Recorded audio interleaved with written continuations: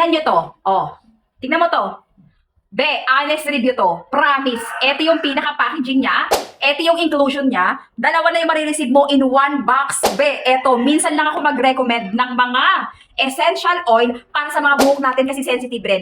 In a small amount, wala akong conditioner. Totally, hindi ako nag-conditioner. Shampoo lang yan, be. Tapos hindi ko binabad yung shampoo sa buhok ko. Kinuskus ko na agad, binandawan na agad. Maglalagay ako in a small amount sa aking palad. Rabo lang ng konti. Tapos, be, grabe siya, be.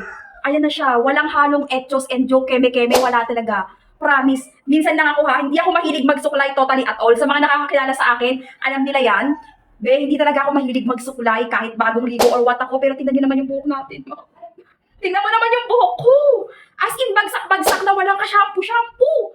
Oh, bagsak-bagsak na talagang walang ka-shampoo-shampoo. Grabe guys, walang halong joke. I-try nyo lang to. I-try nyo lang, i-try nyo lang.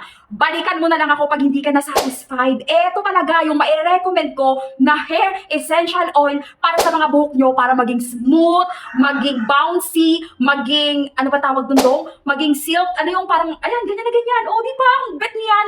Eto na, i-try mo na to. I-try mo na, babe, habang discounted at saka murang-mura pa. Eto yung link niya. One box, dalawa na ma-check out nyo guys. Ang bango-bango pa. Promise, hindi mo nakakailanganin pa ng conditioner na. Hindi na.